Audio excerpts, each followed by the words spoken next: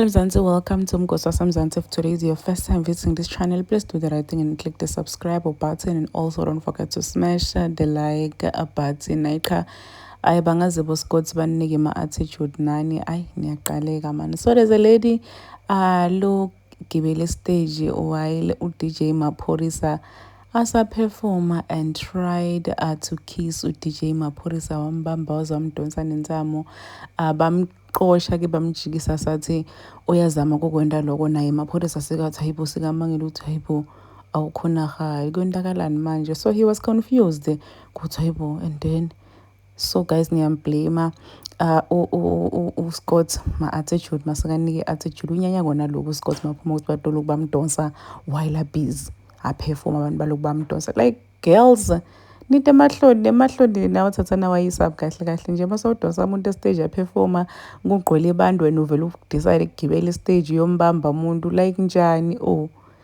Istima, like what about this Duma Sako? Don't you guys have husbands or boyfriend? And if you guys don't have my boyfriend and my husband, then Istima. Like aren't you embarrassed to say, oh what if I'm push, oh what if I'm kosh, like nyalo sesohlala thina siyibuka le video le la wona uzama kissa khona DJ Maphorisa because ungatsakwa when that into leti snacks.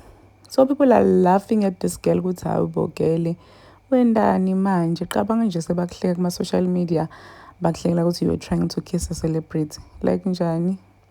Sikomsonke nje ngalo sebesikhuluma ngawo ukuthi ayinimbonile so inhlekisa.